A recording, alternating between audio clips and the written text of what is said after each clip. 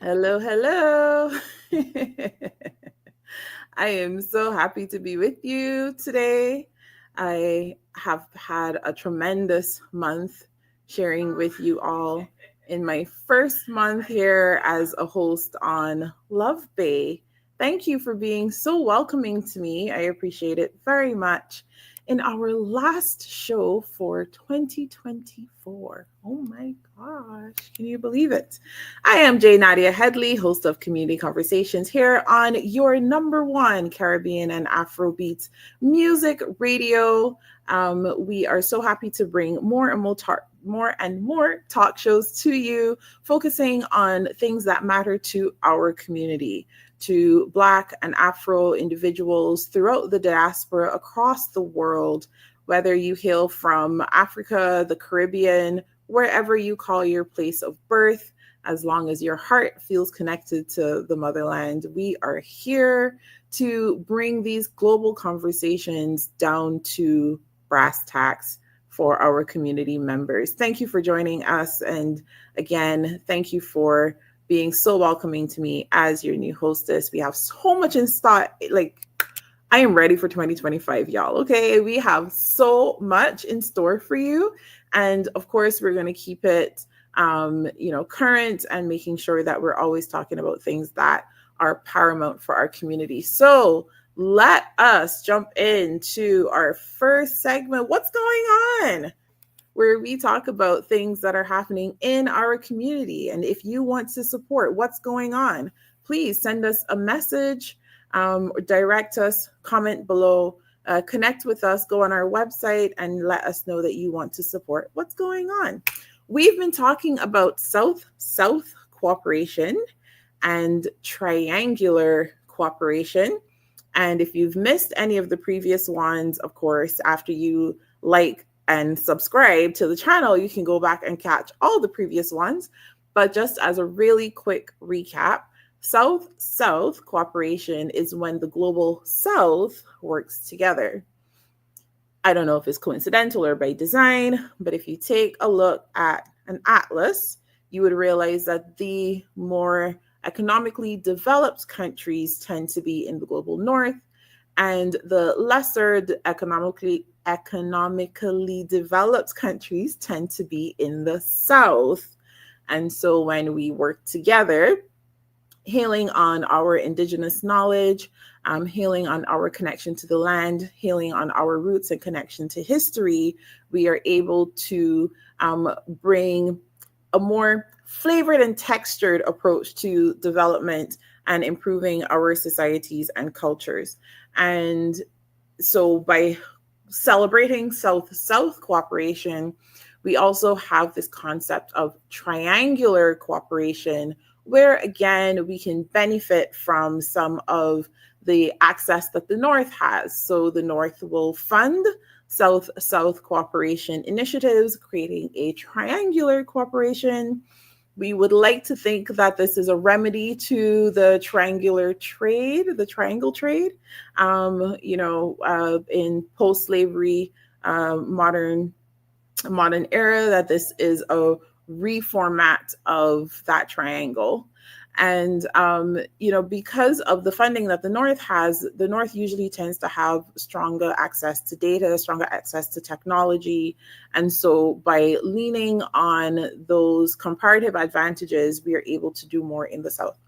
Now, I recently came across an article, and we are going to post that link for you on on connecting the global process for local impact.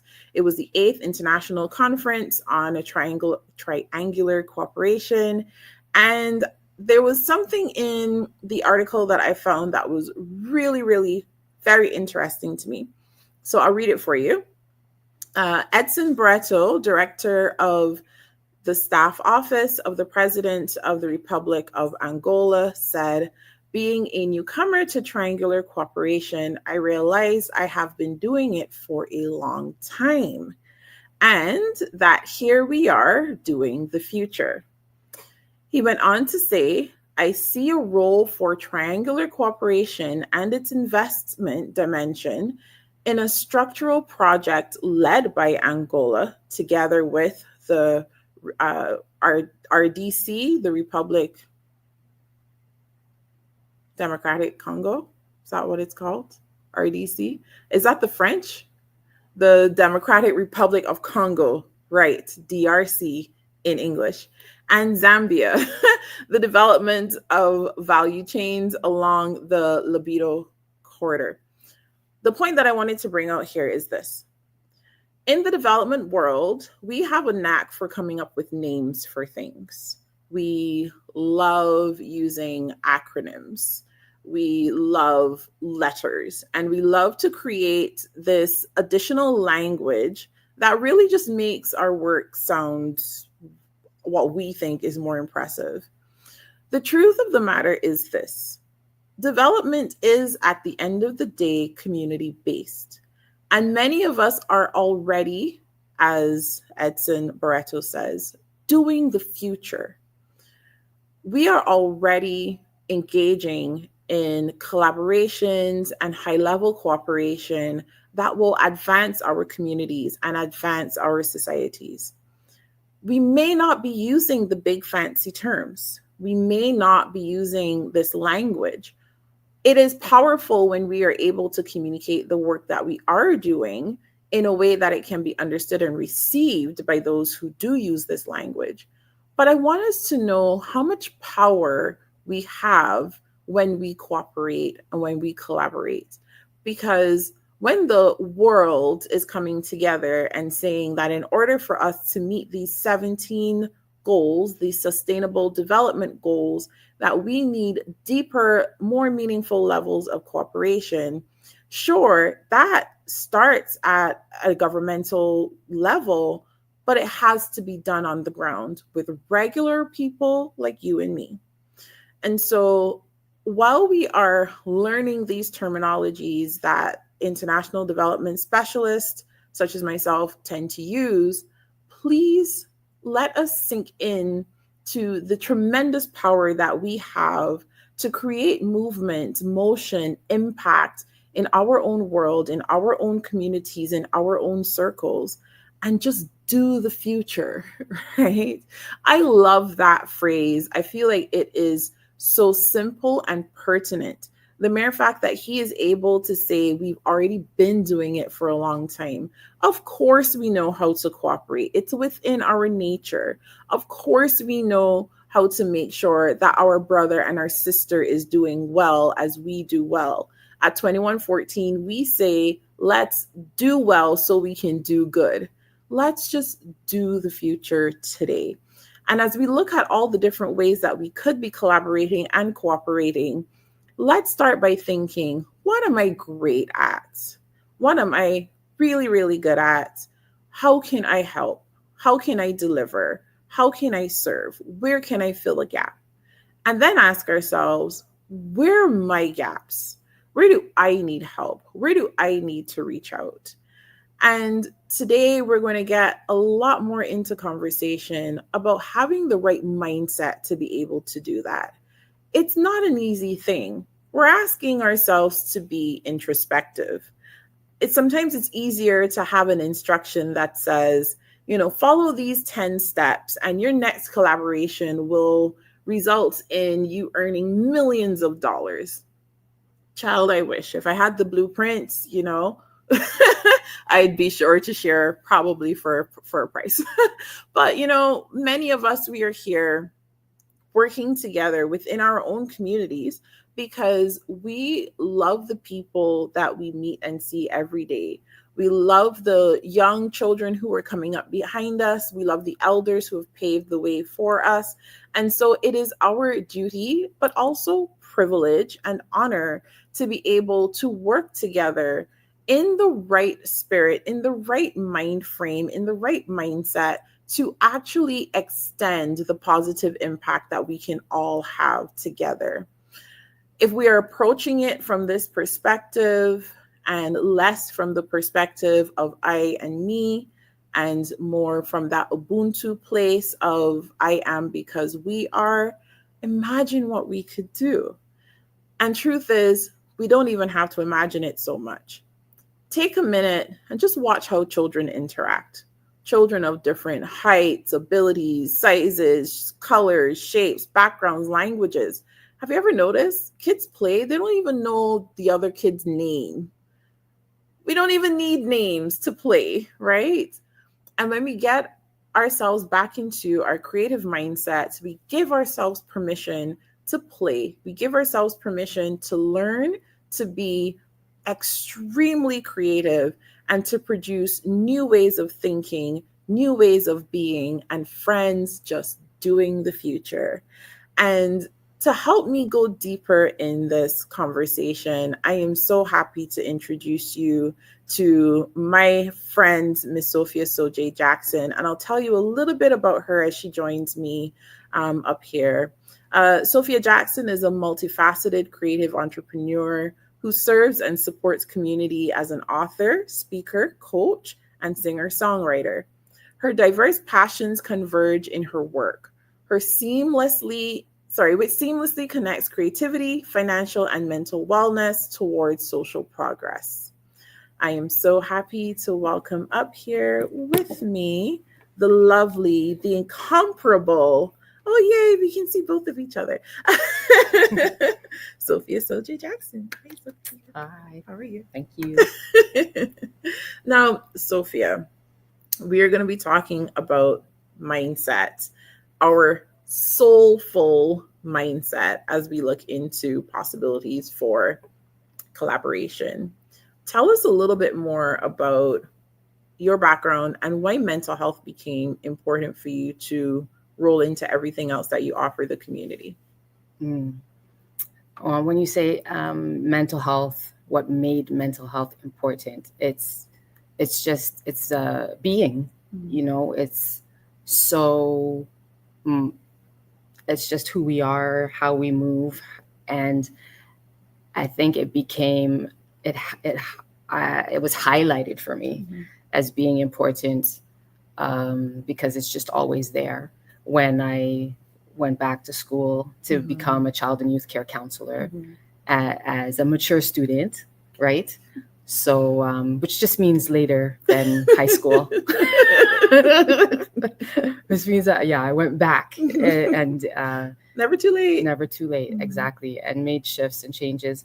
And so going through that program, that just really highlighted and put a spotlight on the importance of mental wellness because, there's that difference. We use the terms interchangeably, mental health and mental illness, and mental wellness, and mental illness, when really they're two opposite ends of a spectrum of wellness and self-care.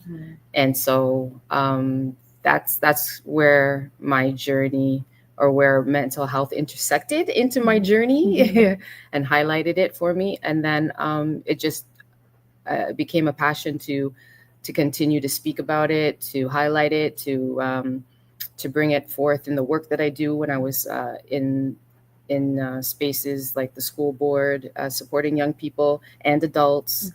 And it's what I lead with, because so many of us and society does not lead with it. Right. I choose. It's an afterthought many times. Right? Yes. And often an afterthought when something's wrong. Right.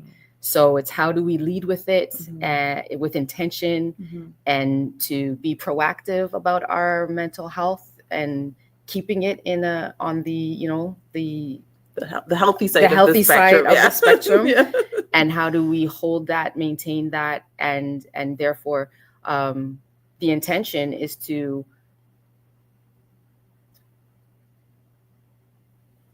remove, to stop us from heading to the other side of the spectrum, to encourage, kind of keep us on the unwell side, if you will. Right. Keep us on the well side as opposed to the unwell side. And and then recognizing that when you're doing that you'll have the tools when you start to slip. Right.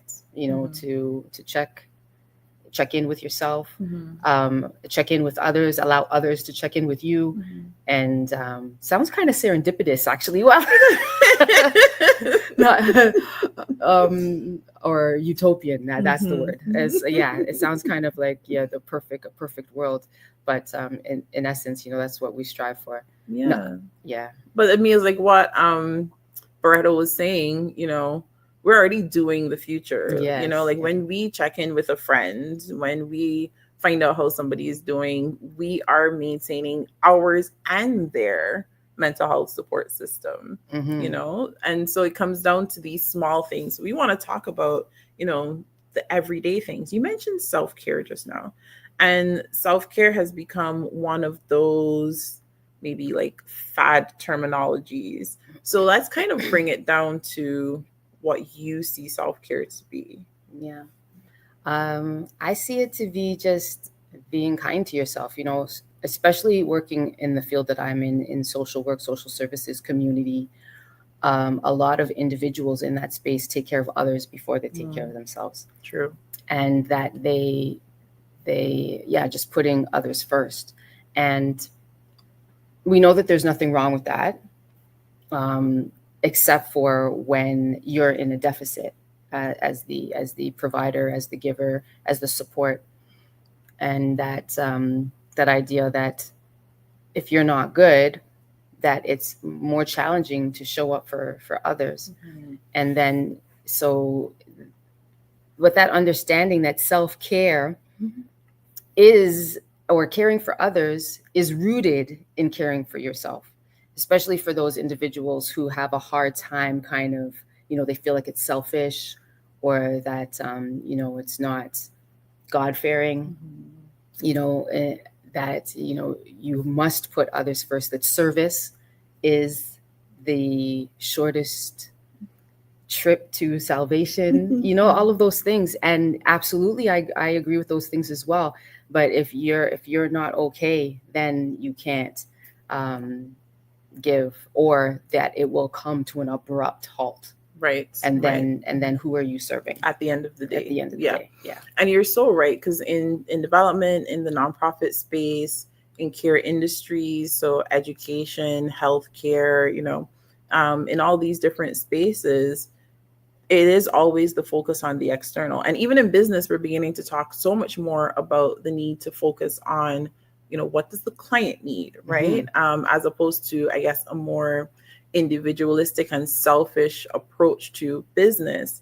So it's like one of those roundabout, almost yin yang kind of conversations where when we talk about self-care, it's not selfishness. Mm-hmm. It's not self-centeredness. Mm-hmm. It is first taking care of the self so the self can be helpful to the other. Exactly.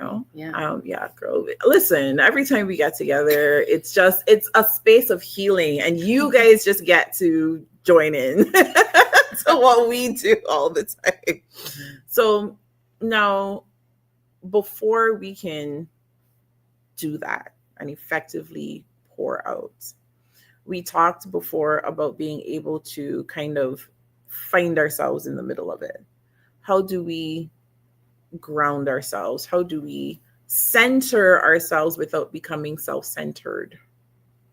And what tools do you have to share with us for how we may do so, Sophia?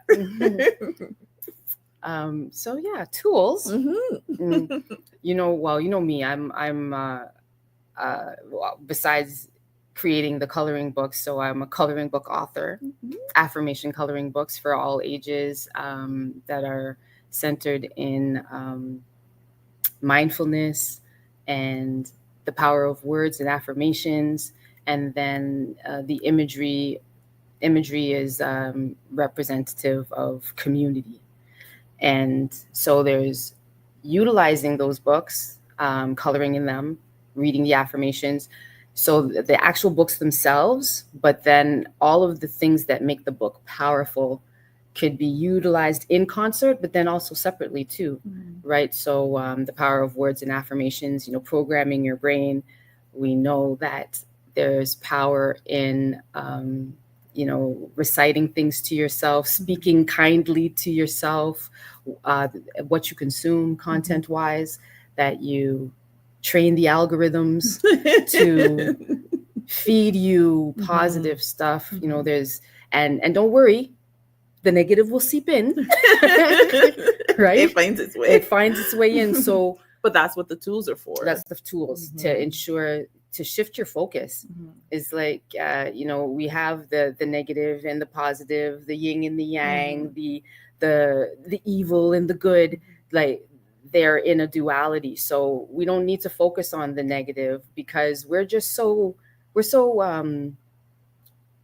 triggered, or not triggered. We're so, I feel like that's a good word, though. Triggered? Yeah. I mean, I've like, the word itself is maybe a bit overplayed, but I was listening to a podcast earlier today, and this lady was talking about, how our brain is meant to be triggered. Wired. There you go. By fearful things to protect ourselves. Exactly. So if we were put in a room full of 100 cute puppies and one venomous snake, we would only focus on the snake, because we know that we need to get out and probably save as many cute puppies as possible. Right? And so, we these things are there to protect us, right, but we are overly exposed. Right. We're not constantly in a room with a venomous snake. Exactly. And so that's so perfect. We're just like as usual. Perfect. And so you don't need to focus on the snake, because we're not in that we're not in those environments. I mean, of course, those environments do exist on the planet, and it's like just the weight of just even giving space for that can be a little bit overwhelming. But here in Canada, North America, we're not constantly in that space. So but maybe, like, as an analogy, some of us are living in toxic situations. That's true. Yes. And of course, there's beauty happening all around us, but it's really hard to shift our focus away from the toxic situation. That's true. What are some tools and techniques that a person who cannot change their circumstance can use to protect their mental health and still provide care for themselves in the midst of it? Yeah. You really need to recognize that there's hope, and that doing the things that we're talking about, like, it sounds so simple: coloring, journaling, singing, tapping into your innate God-given creativity, whatever and however that shows up for you, because it's not limited to the arts. Just as being a creative being, being a human being, there is creativity within you. So understanding that and recognizing that, and not allowing, there is intention, and it does sound easier said than done, but that's the power of it, is that you have to be intentional about it. If you are wanting to make a shift, change your situation or your circumstance, you have to start leaning into the things that will shift your mindset. So, and it can happen slowly. It can happen slowly, but it's consistency. And even while I'm saying it, I'm like thinking about the person who might be listening to this, and they're like, yeah, right, Sophia. Whatever. And I feel you. Yeah. I feel you. Because sometimes we can't see past it at all. Right. Yeah. And it is hard. But you said something very powerful just now. It's simple to see. And my dad always says that the things that are easy to do are also easy to not do. And at some point in our lives, I don't know about you, I kind of remember when I was in my 20s or so, coming into my 30s, and I thought, oh, those old people sayings, like, they're cliches and they seem overly simplified, but life really does kind of just work that way. It does. Yeah. And I guess at some point we stop fighting against it and start finding our flow in it. Now, for those of us who, let's say, it's not necessarily a toxic environment. Mm-hmm. It's just different from what we're used to or what makes us comfortable. Yeah. So, like I talked about moving into like, the 20s and the 30s and whatnot, I find that I've become a lot more introverted, right? I feel as though I've officially gone past the ambivert stage into a more introverted space in my life where I'm more concerned about protecting the space. Mm-hmm.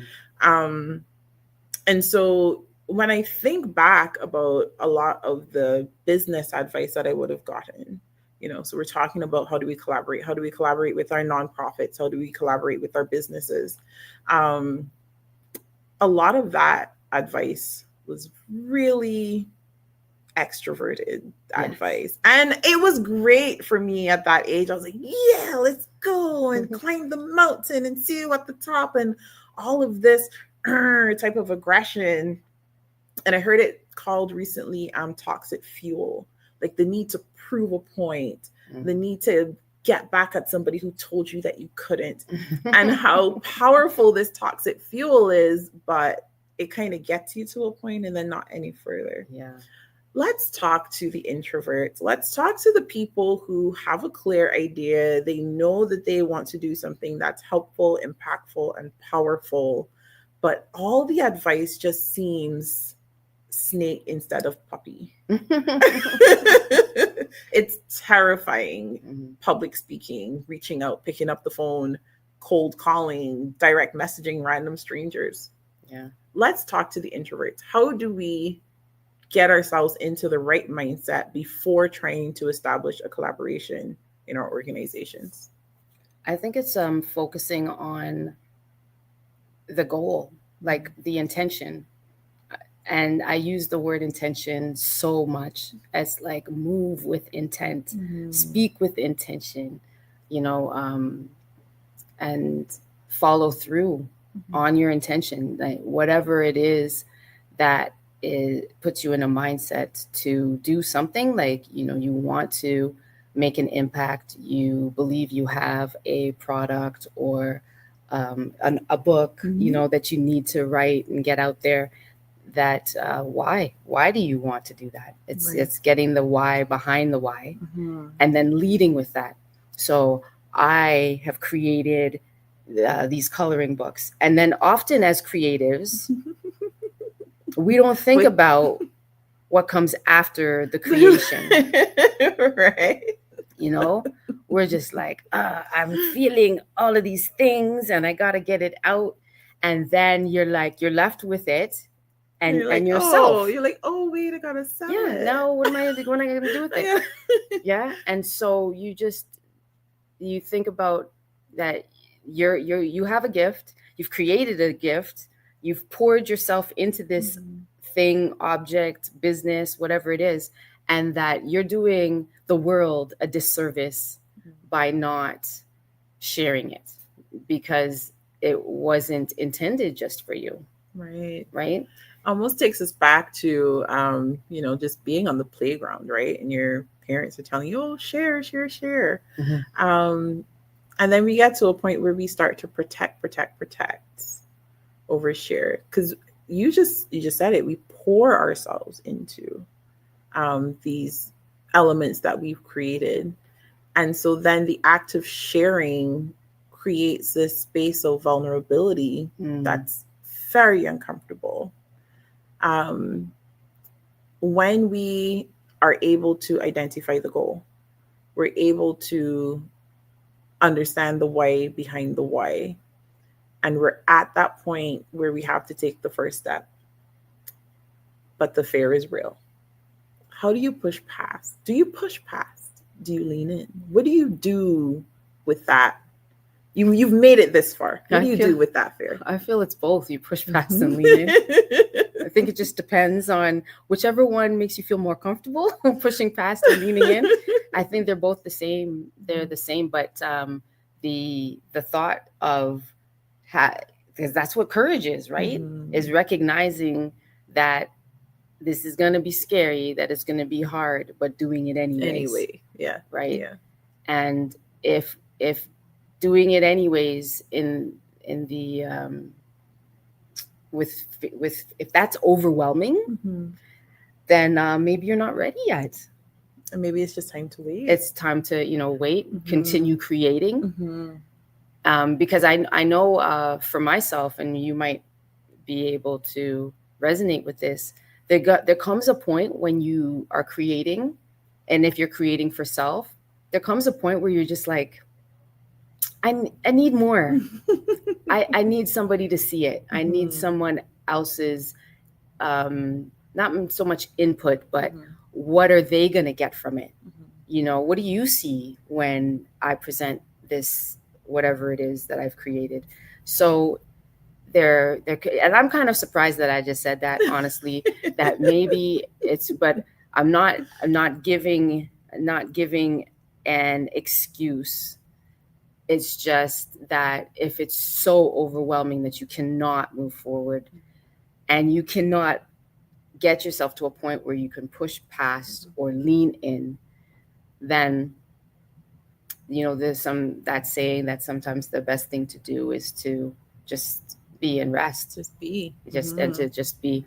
So that's what it is. But the go-getter, the creative, the in me says to exactly what you said. You have to push past and lean in. And then what does that look like? That could be reaching out to somebody. I have an example of an author who our paths crossed at a vendor market, or we were at the same. Actually, it was in Brampton. We were at the farmers market, and our paths had crossed a few times before. But she decided to share with me that she was publishing her book, and asked me if she knew that I had already done so. And she shared with me there was a company that she was going to be utilizing, and it happened to be the same company that I used when I did my very first book. And so I was able to just dump on what were the good things, what were the things to avoid, how to advocate for yourself, and not saying don't do it. Right. That wasn't it at all. It was like, okay, these are the pros and the cons, and how to navigate to avoid some of the landmines. So when you're reaching out to others and sharing your vision and what you want to accomplish, and having faith that you'll speak to the right person at the right time, that can really help you lean in and help you push past. Because we don't do anything in isolation. We can create in isolation, but once you want to go past that, it does really require others. To share the message, to purchase the product, to build the business. So reaching out to others, I think, is a great way to get to the next hurdle, or get past the next hurdle. And you talked about feeling the fear and doing it anyway. Right. And I think it's important that we all realize that no matter where the starting point is for the other person, are they introverted, extroverted?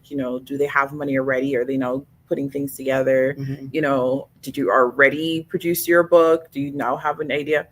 No matter what the stage is, any one of us who has made it past that stage did it with the fear.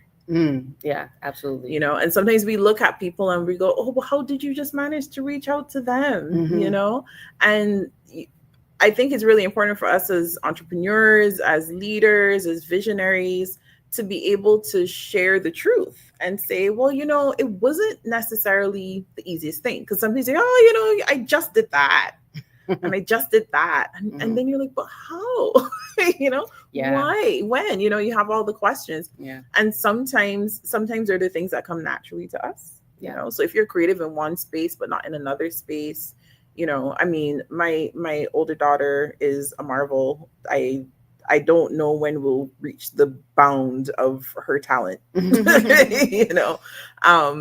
there are things that she probably, there are things that she just picks up. And I'm like, how are you doing that?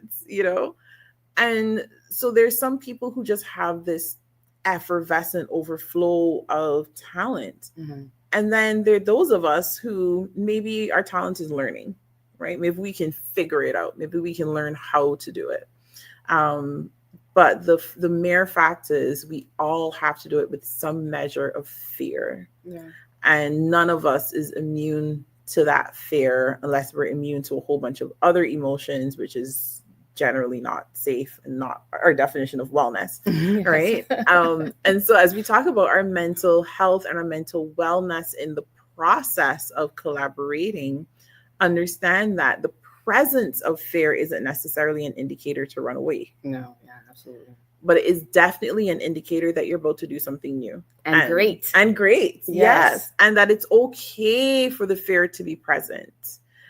Now we have to see what that limit is, as Sophia says. Are you able to lean into it and keep going? Are you able to push past it? Or is this a good time to pause? Mm-hmm.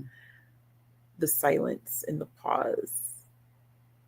How do we manage the pause, especially in a world that tells us you have to be a go-getter? Mm-hmm. You know, you got to move, you got to push, you got to, what is it? Trailblazers and movers and shakers. And yes. None of this talks about stillness and being. Listen, everything that you're saying is giving me, I'm anxious right now. Because, just saying the words, right? Yeah. Because I live in that every day. Like I live in that duality of rest, because I'm constantly being told, Sophia, take a break. Yeah, we do this to each other. Neither of us follows our own advice. Yes.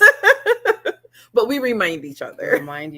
Because you feel like you're never doing enough. Right. Yeah. And then you're guilty when you do try to rest. Exactly. So in the space where not only do you have external, forces saying go, go, go, go, go, but then your internal is also telling you go, go, go, go, go. It's so using that yin and yang thing in this scenario, the go, go, go is the yin or the yang, and then the rest, whichever. The dark is the yang, is the go, go, and or it could be flipped. Either way, right. The duality of that is that whatever one is more loud is the one that you have to kind of not give the extra energy to, because it's going to be there anyway.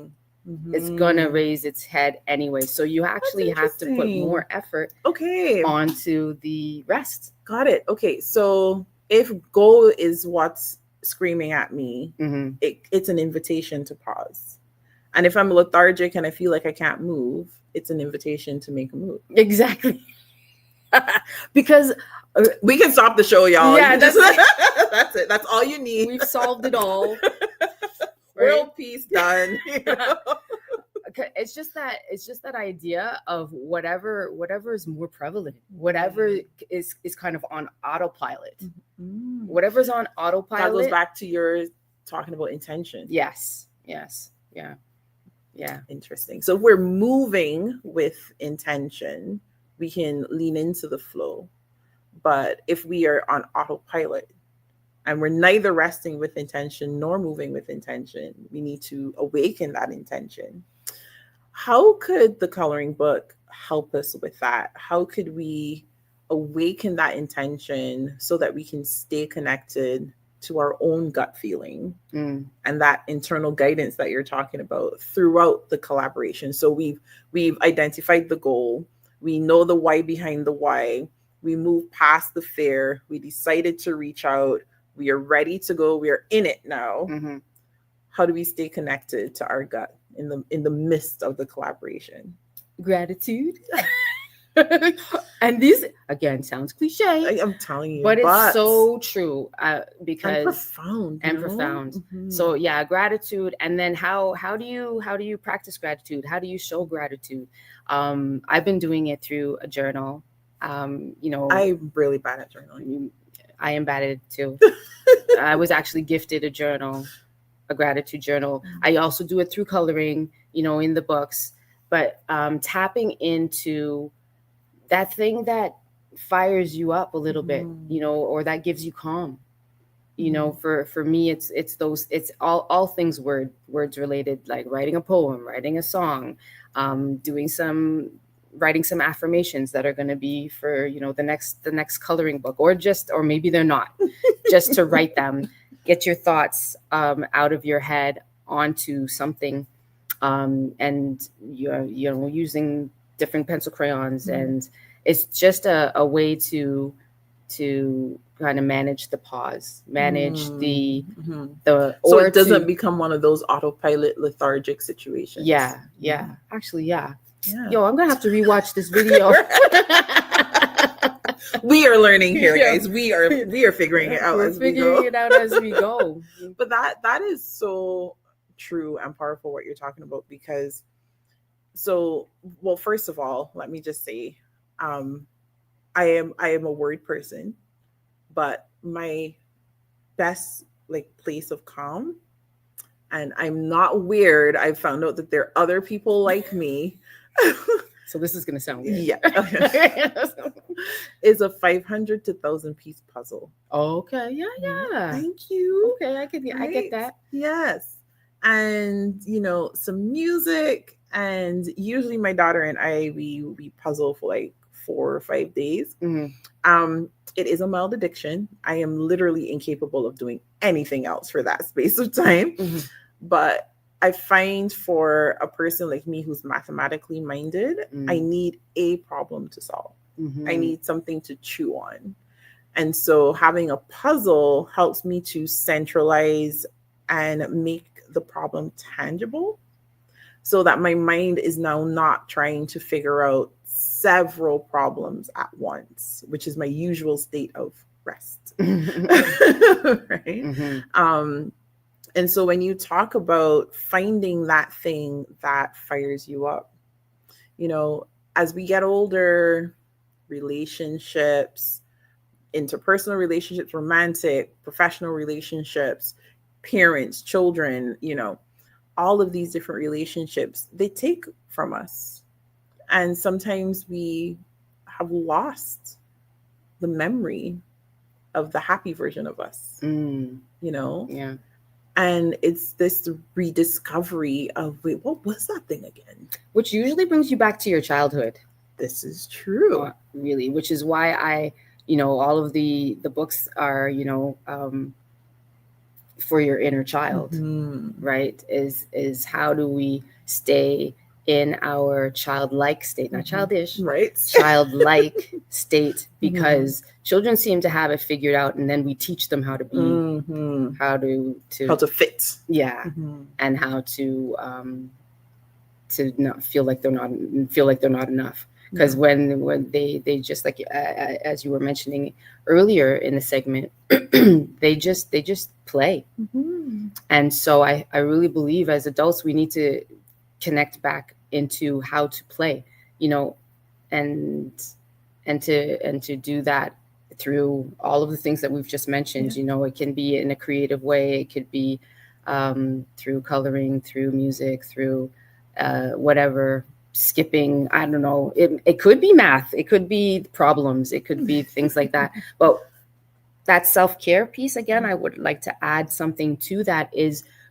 being in tune with yourself is also self-care. You to really maybe pause and do some introspective on what is the thing that will give you peace, that will bring you calm, that will set your heart on fire, and actually do it, because that's the other part. And actually do it. And recognize that you deserve, that it is a requirement for you to take the time, not take the time and make the time to do those things. And that they, in essence, by doing so, you're feeding into yourself, you're being self-full, not selfish. I think that's from Iona Van Zandt, somebody, but self-full and not selfish. And therefore it fuels you, rejuvenates you, pours back into you, so that you can to give and show up for others. So I encounter or come across, meet, connect with adults all the time who I'm like, so when's the last time you colored? They're like, I have no time for that. Kindergarten. Yeah. Or whatever. And then I'm like, well, you don't have time for that. That's exactly why you need to make time. Right. And there's this sense of nobility in this. Yeah, I'm working. Yeah. That's child's play. Right. Yeah. And I'm like, yeah, it is. It is. But you need to take, how are you resting? And it can be so many different things. It doesn't have to be coloring, although I highly recommend it. But whatever it is, and then recognizing that, there are some things that are more beneficial. Some people are like, I remember, no joke, some person's like, I smoke weed. And I'm like, okay, I understand there's calming effects to that, but it's not something cost benefit analysis here. Yeah. And how do you maintain that natural high? That life, waking up, and that ikigai. That what? The ikigai. Ikigai? Yeah. Explain that. Okay. So the ikigai is a Japanese concept that when you find the thing that you need to do with your hands and with your body every day of your life, that when you are in your practice, that you are in your highest self. That's your ikigai. So like in a Western conversation, we talk about, the trades, and there's money in the trades, and we need more Black women in the trades, and all these things, and we talk about it as an industry. Whereas in Japanese culture, they talk about it as a meaningful purpose to your life. Right. And so when there's this idea that your trade chooses you as opposed to you choosing your trade. And this is an invitation for you to be in your highest self for as long as you can. And I believe it's Okinawa in Japan is one of the blue zones with the highest number of centenarians in the world. And it's highly related to this conversation around ikigai. So yes, I want to share a testimony because you were talking about play in collaboration, in our workspaces. So in our businesses, in our nonprofits, our organizations, interpersonal collaboration, and how we can kind of stay in tune with ourselves throughout the process so that we are always self-full and not selfish in the process. So my focus as a social development practitioner is in the education space. And I was able to work with a team of educators, and we sat down with Soulful Color every week. Which one? For the purple one. The purple one. Yeah. I'm going to pull it out. Yay. Oh, wait, they can't see. Oh, there we go. Perfect. Yay. Every week for I think about 3 months. And we sat down and we talked about the affirmations while we colored. And it was an invitation because if we are, as educators, if we're talking about the benefits of learn through play for children, then one, we shouldn't be hypocrites. We should practice what we preach. Yes. And two, if we are going to, in a nonprofit conversation, solve the problems of the community, we need to do that from our best creative space, which is our childlike space. And so by using this as a tool for coaching, for team building, for self-centering, and for refocusing on the team goal and the effort, very, very, where is it? Back in front of you. There we go. Yeah. Very powerful tool. I can't with this. And inspiring. Okay, I'm sorry. I'm gonna let you finish. No. I just wanted to share that because it is so important for us to be able to stay grounded in the collaboration and not feel like we've lost ourselves or we've been swept up into something, and now we're not sure what we're doing or where we're going. Right. Thank you. You're welcome for sharing that. It reminds me of one of our sisters in the space of like Black Book Fair and literary and Hello Hair and the Anita, the work that she's doing, that when you create something, you are creating multiple pathways as well. When we're talking about this idea of I am the conduit and the author of my own path and my story. Your story, our her story. Your her There story. we go. Yeah. That is through that really, it gets really amplified through creating, and again, whatever that means for you, because once you've created something, that's a portal Right. that just did not exist before. And therefore it opens up an endless amount of possibilities, as we're seeing with Anita. I read her posts on LinkedIn today, and I was just like, this is so inspiring. How she made it through Christmas and the dolls, and then I brought it back to what I'm doing with Soulful Color, and what you just mentioned. When I created the coloring book, I wasn't thinking that it was going to end up in a space with educators and a director, pouring into her team. That was like, what? No. So, and then in the spaces that I've found myself, intentionally or unintentionally, just by creating something so simple, the possibilities are endless, and the things that have happened are mind-blowing. That ripple effect. Very true. Yeah. And that's why, as community members, we need to come together in ways that are meaningful, purposeful, intentional, to deliver our best and highest selves to our communities. If we are going to focus on the world's biggest problems, then we need to bring the biggest brains. And the truth and the fact is, our biggest brains are between the ages of 0 to 5. Like, that's when our brains are growing the fastest, right? In those first 5 years. And so when we can engage that level of imagination, then we can just do the future. Sophia, thank you so very much. Yes. And I am really happy that we're going to be able to share a little bit more with you. Sophia, I'm going to ask you to stay on for our next segment, which is Community Come Along. And in Community Come Along, producer in the back, let's go to Community Come Along here. Thank you for sharing the screen. And Sophia's going to share a little bit with us about Help a Girl Out. Help a Girl Out is near and dear to my heart, a lot because of the founder, who you see on the screen, right? Well, not right now, but she's coming back, Yannick Bradford. She is the founder of Help a Girl Out. And Help a Girl Out is a not-for-profit charity who lives in and educates around menstrual awareness, menstrual health, women's issues, the stigma that's involved around that. It is involved around that. And we educate, provide products for underserved individuals or people, who are just trying to. Sometimes you can find yourself in a space where you're not, don't have access to period products, and it could be really unassuming to anybody else. Like, you wouldn't even think, right?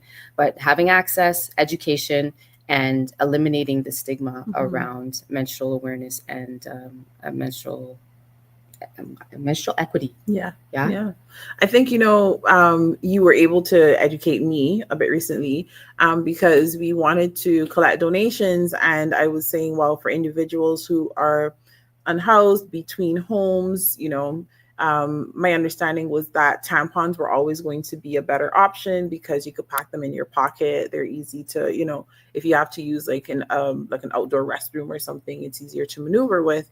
But then we talked more about period parity and the fact that choice is dignifying, and that a woman or girl should be able to say, well, this is actually what's better for me in this situation. And so again, even if we are, as community members, looking to see how we can be helpful and how we can be supportive, let's not have closed minds about what is possible. And I shared this phrase last week. Again, I was supposed to go find the nonprofit that says this, but it's such a powerful phrase. Don't let homeless assumptions get in the way of homeless solutions, right? And that's a general phrase that we can take in the nonprofit world, in the social services world. Don't let our assumptions about the particular challenge stop us from finding solutions. And so you can go to, is that helpagirlout.com? .org. .org. Thank you. You can go to helpagirlout.org to find out, first of all, how you can become more educated yourself and how you can be supportive of this initiative. I'm sure, yep, big purple button says donate now. Yes. Go right on ahead and donate. Yep. Always looking for funding, because it's an area that a lot of people don't talk about, even though, and I'm a facilitator for HAGO. So, if you're looking for facilitation, we are in a space, in a space where we can offer education, and it's not going to cost you anything. So there is funding that has been received, and so in order to educate and to show up and to give young people and adults, it's not just for young people, but for adults as well, give them the space, the environment for them to ask questions and get them answered. And sometimes people are just not even, they're not okay with that. They're not okay with having these conversations, but which is what creates and perpetuates the stigma and perpetuates the miseducation. And so, we got to squash all of that. 51% of the planet menstruates. And so, and we need to use the terminology properly. You're not having any of these, slangs and we'll call it a spade. Yes, call it what it is. Yeah. And so I'm really, and then I'll show one of the Soulful Color books that was created, inspired by HAGO, Help a Girl Out. And so this is available. Proceeds go towards, some of the proceeds for selling these books goes towards the organization. And so. And that's at soulfulcolor.com. Yeah, soulfulcolor.com for the book, or reaching out to me directly. But you can also go to helpagirlout.org and make an inquiry about how you could get your hands on the books. So they're affirmation coloring books that focus on menstrual awareness, and just young. The images are, again, similar to all of the books, regular people doing regular things. So what do women look like while they're challenging with the cramps and the this and the that? And so what else do we need to say about HAGO? Go donate. Yeah. Go donate. At the end of the day, that's what you need to be doing. Educate yourself. Educate others around you. Go donate. And it's soulfulcolor.com. That's color with the U, because we are in Canada. So soulfulcolor.com. And in our final segment before we sign off, in more love, my friends, we have nothing but love for you as we say goodbye to 2024 and hello to 2025. And Love Bay Radio, your number one Caribbean and Afrobeat music talk radio station online, coming here for you with the best of music, the best of conversation, the best education, here to make sure that you and your community is constantly thriving and equipped to have these conversations. Make sure that you check those links below so that you can connect with Sophia, connect with Help a Girl Out, and learn more about South-South cooperation and triangular cooperation as we close our conversation on collaboration for the month of December. If you are listening to us online, please go over to YouTube and subscribe to our YouTube channel. Many of you don't know that we have a YouTube channel and that you can actually watch us live and catch us on the recording afterwards if you happen to miss the show, or you just want to listen to these gems over and over again, so that your mind is challenged, your spirit is lifted, your heart is encouraged, and we are able to continue these conversations throughout our community. Thank you to the Love Bay family. Thank you to the tremendous outpouring of support throughout the year for our various shows on our various platforms. Thank you for being here, for sharing the love throughout Christmas as we supported our communities through gift giving and our community walkabout and sharing toiletries and necessities with people in cold Toronto on the streets. We thank you for being a lovely part of the Love Bay family throughout 2024. Happy New Year, guys, and see you in 2025. Again, this is Jay Nadia Headley signing off on Community Conversations. My friends, let's keep the conversation going.